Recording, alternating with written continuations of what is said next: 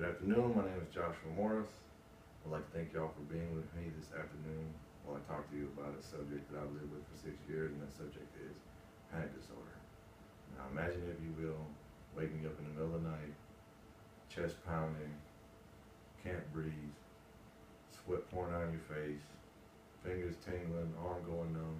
Your first thoughts are, am I having a heart attack? Am I dying? But in reality, it could simply be a panic attack.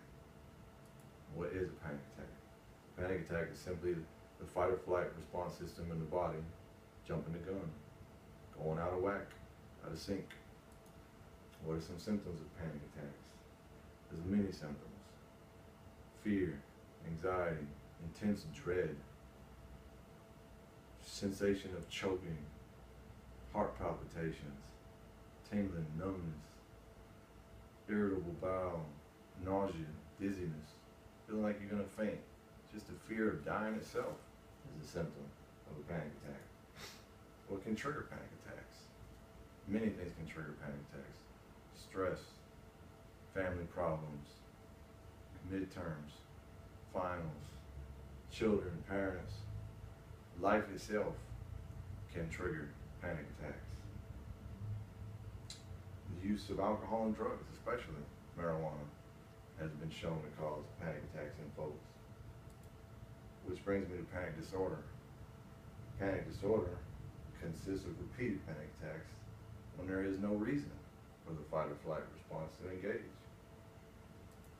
Symptoms of panic disorder is simply repeated panic attacks with no reason, no root cause, no reason for the fight or flight response.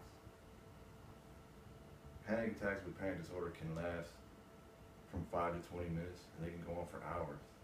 And the problem with panic disorder is it's an actual disease where panic attacks are a symptom.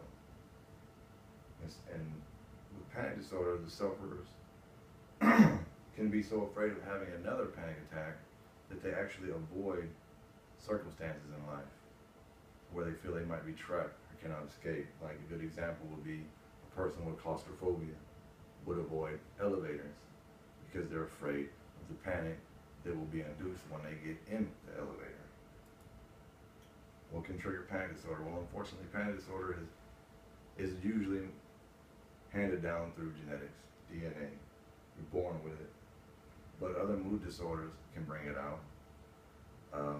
An unfortunate side effect of many medications can be panic attacks, which lead to panic disorder. And then simply having a health problem that you are unaware of, say a heart problem that has been not been diagnosed. The physiological changes in your body can cause you to have fear and attacks, which leads to panic disorder. But there's hope. There's lots of treatment. The first line of defense for most people is medication. 95% of people will seek medical attention from a medical doctor who will put them on a 2-program regimen. The first regimen is an anti-anxiolytic, which is to help the body stay calm and transition into the second phase, which is the antidepressant. Unfortunately, medication comes with side effects, and a lot of those side effects with medication, in most cases, are worse than the actual disorder itself. Another form of treatment is good old-fashioned exercising, and it's the method I chose to cure my disorder, because it's shown scientifically that a 30-minute workout 3 to 4 days a week enhances the mood in the body. It can cause physiological and hormonal changes in the body that lead to feelings of greater well-being. Exercise has also been shown to keep the mind focused, and panic lives in the mind.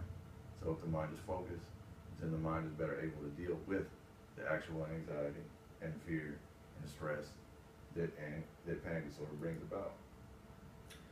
The third major form of treatment is CBT, or cognitive behavioral therapy.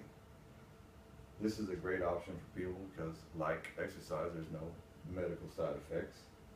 And what cognitive behavioral therapy does is it teaches the sufferer to retrain their thought process when dealing with a trouble event.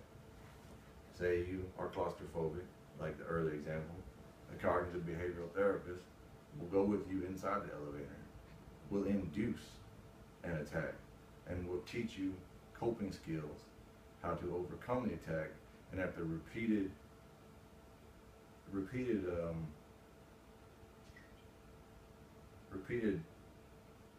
action, the repetition of the actions of being put in that position teaches your mind to overcome the fear, to where the fear will eventually subside and you will no longer have fear.